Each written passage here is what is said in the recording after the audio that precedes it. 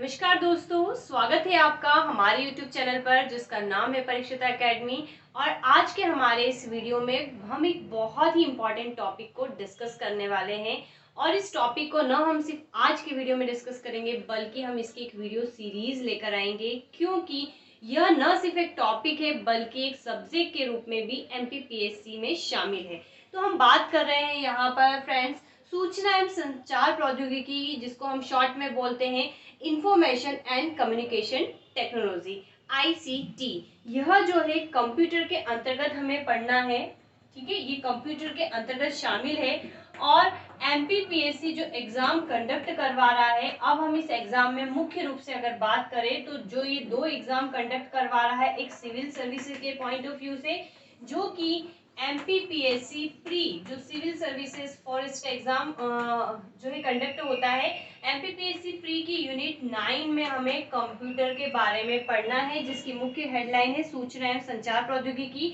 और अभी अभी इसने AP का एक जो एग्जाम होता है असिस्टेंट प्रोफेसर का, उसमें भी एक यूनिट के रूप में इस टॉपिक को शामिल किया है। दोनों का सिलेबस कंटेंट सेम है, यहाँ तक कि एग्जाम करवाने वाला जो बॉडी है वो भी एक ही है। सो दोनों ही पॉइंट ऑफ व्यू से टॉपिक इम्पॉर्टेंट है। सो गाइज, इसीलिए हम इस टॉपिक को लेकर आ रहे हैं। तो अगर आप भी हमारे इस यूट्यूब चैनल पर नए हैं या फिर सिविल सर्विसेज का एग्जाम और असिस्टेंट प्रोफेसर और प्रिपरेशन कर रहे हैं, तो आप हमारे चैनल को सब्सक्राइब कर सकते हैं। वीडियो को पूरा देखकर बताएं कि वीडियो आपको कैसा लगा।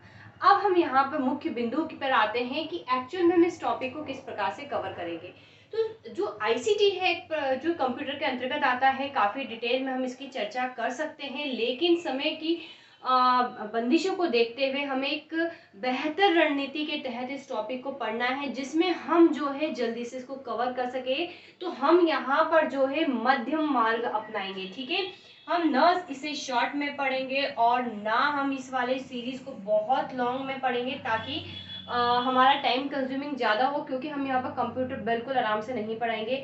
हम यहाँ पर मीडियम वाली चीज़ों को लेंगे और मुख्य जो फैक्ट्स है और फिगर है उसकी बात करेंगे, उसकी चर्चा करेंगे और उस टॉपिक को समझने की कोशिश करेंगे।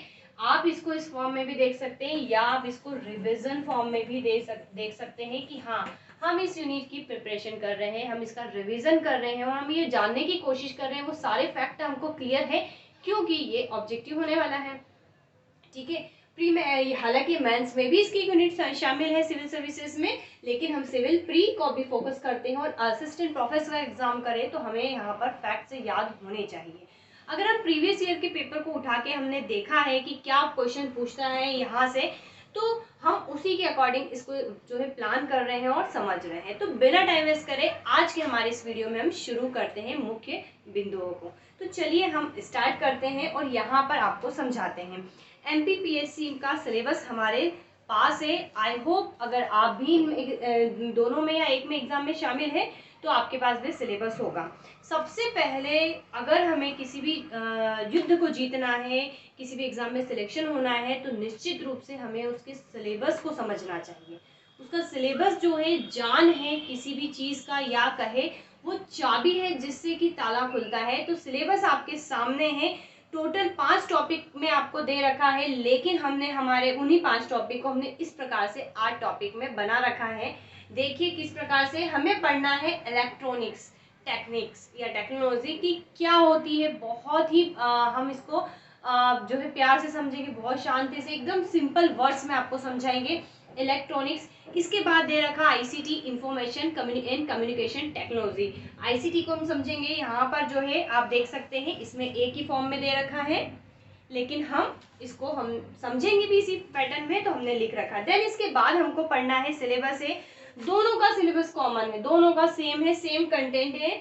सो हम इसको साथ में कवर करेंगे। तो ICT, फिर इसको मैं रोबोटिक्स हमको पढ़ना है, देखना है हमको, आर्टिफिशियल इंटेलिजेंस के बारे में बात करनी, इंटेलिजेंस के बारे में सारे हम इसके फैक्ट कवर करेंगे। साइबर सिक्योरिटी की हम चर्चा करेंगे। इसके बाद e governance, internet and social networking sites की बात करेंगे और E-कॉमर्स। और इन 8 टॉपिक्स में हमारे यूनिट कंप्लीट हो जाएगी।